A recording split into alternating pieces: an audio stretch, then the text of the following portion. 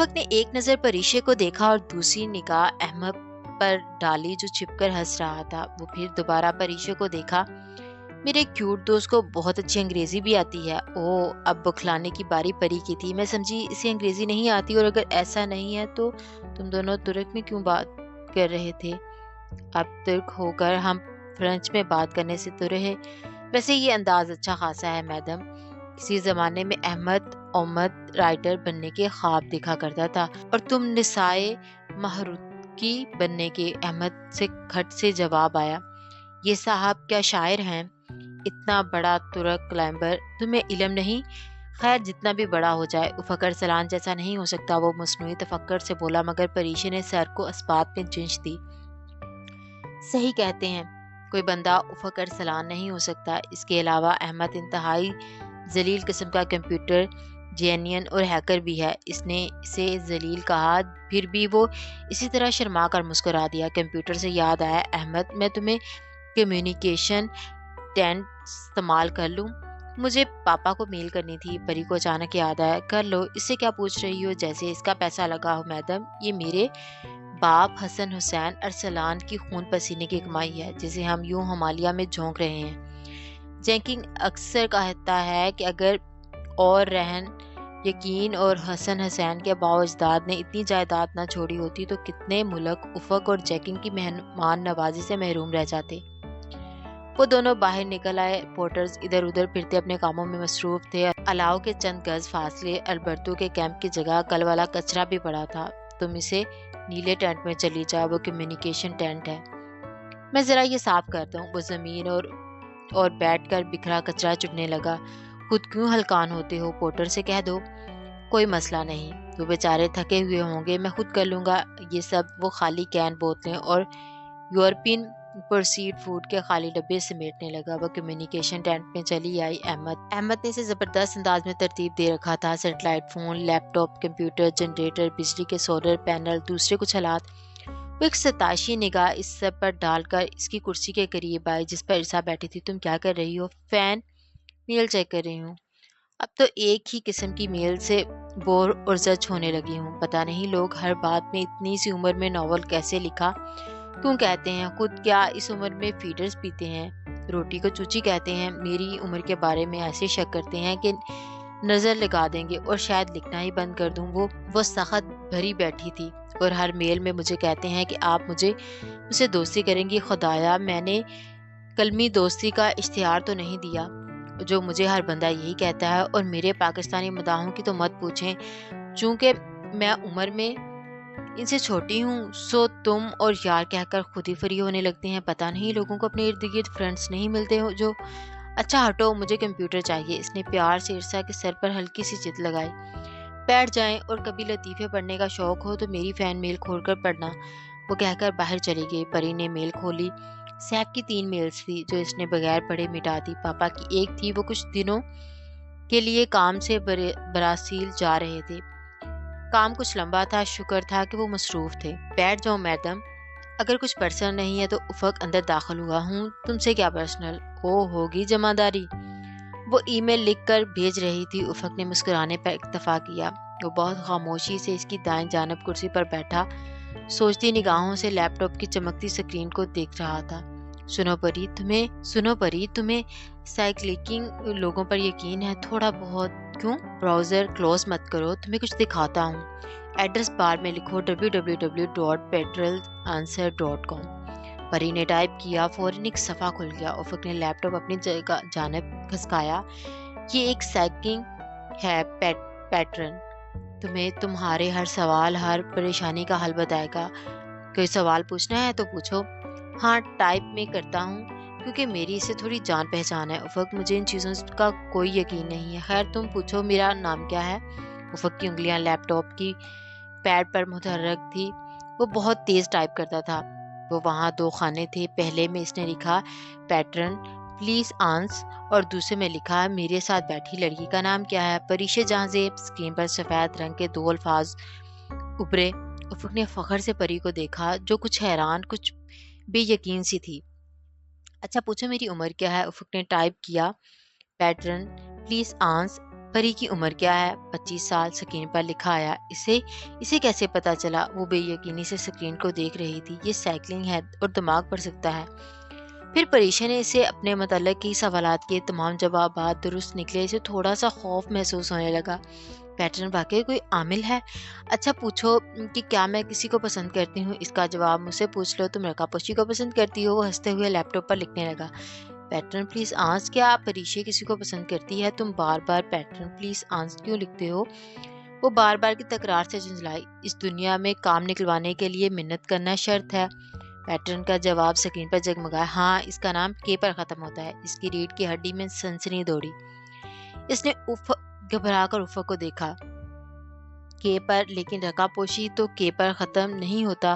وہ شاید سمجھا نہیں تھا یا پھر بن رہا تھا۔ پری نے خشک لبوں پر زبان پھیری۔ کیا وہ مجھے ملے گا؟ ہاں، اگر وہ کوشش کرے تو، جواب آیا۔ وہ بے حد خوف زدہ نگاہوں سے اسکرین کو دیکھ رہی تھی۔ اچھا اب پوچھو، کیا وہ مجھ سے محبت کرتا ہے؟ افق نے فوراً پوچھ دیا۔ جواب بھی فوراً آیا۔ محبت؟ وہ تو عشق کرتا ہے۔ وہ سانس روک کے اسکرین کو دیکھ رہی تھی۔ یہ آدمی کون تھا اور کیسے اتنا کچھ جانتا تھا؟ افق احمد خیمے کے دروازہ کھول کر تیزی سے اندر داخل ہوا اور افق سے ترک میں کچھ کہنے لگا۔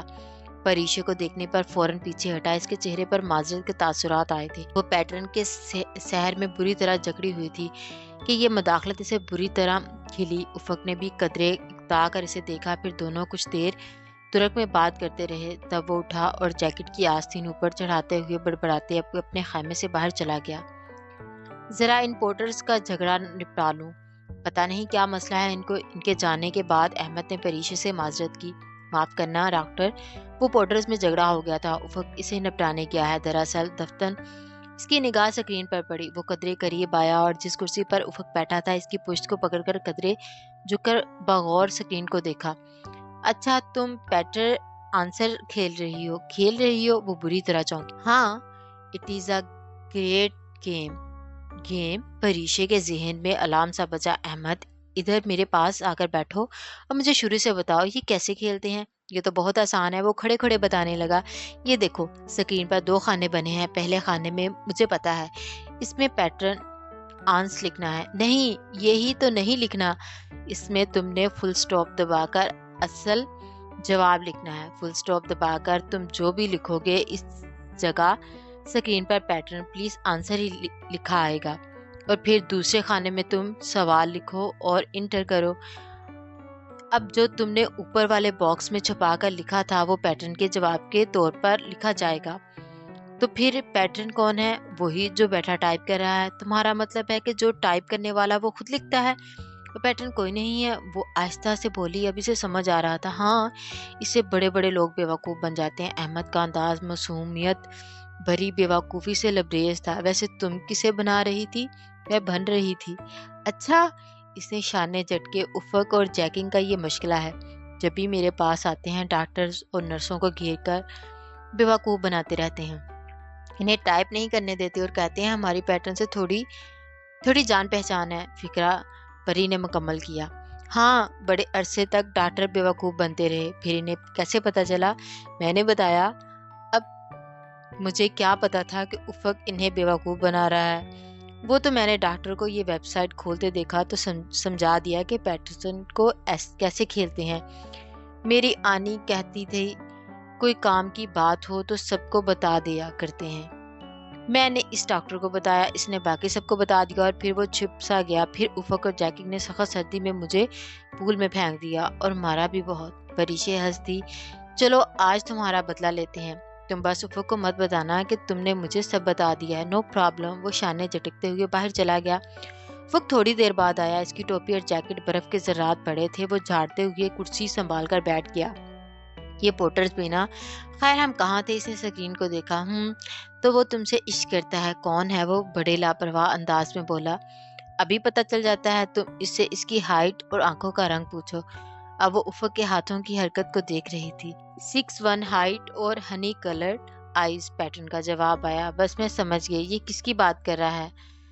6'1" ہائٹ، ہنی کلرڈ آئیز، کے پر نام ختم۔ بالکل ٹھیک، وہ خوشی سے بولی۔ اچھا، وہ ہولے سے مسکرایا۔ پھر کون ہے؟ سیف الملوک۔ اور کون؟ افق کے لبوں سے مسکراہٹ غائب ہوگی. اس نے قطرے الجھ کر سکین اور پھر پری کو دیکھا. نہیں سیف نہیں, یہ تو سیف ہی ہے. مجھے پتا ہے وہ مجھ سے محبت کرتا ہے, مگر اتنی زیادہ کرتا ہے یہ علم نہیں تھا. او گاڈ, کتنی لکی ہوں نا میں. افق نہیں نا, وہ جنجلایا. ضروری تو نہیں یہ سیف کی بات کر رہا ہو, کسی اور کا نام بھی تو کے پر ختم ہو سکتا ہے. اور کس کا نہیں ہوتا؟ ہوتا ہے. اس نے جنجلا کر بورڈ پر ہاتھ مارا. کس کا؟ میرا. اور یہ سب میں لکھ رہا تھا, سمجھی تم؟ وہ غصے سے بولا. اچھا, مجھے تو نہیں پتا تھا. پری نے تھوڑی تلے مٹھی جما کر معصومیت سے دیکھا. اگر مجھے پتا ہوتا کہ تم سیف کے نام سے اتنا جیلس ہوگے تو پہلے ہی اس کا نام لے دیتی. ویسے میں تمہیں اتنی اچھی لگتی ہوں کیا؟ اس کا انداز افق کو بتانے کے لیے کافی تھا کہ وہ تمام ڈرامہ جان گئی تھی. سو وہ ناراضگی سے کھڑا ہوا اور کرسی کے پیچھے سے نکل کر خیمے کے دروازے کی جانب بڑھا. پھر پلٹ کر ایک خفکی بھری نگاہ اس پر ڈالی. ہاں لگتی ہوں نا. کچھ نروٹھے پن, کچھ محبت سے. اس نے جیسے بہت ناراضگی سے اعتراف کیا. وہ ہنس دی.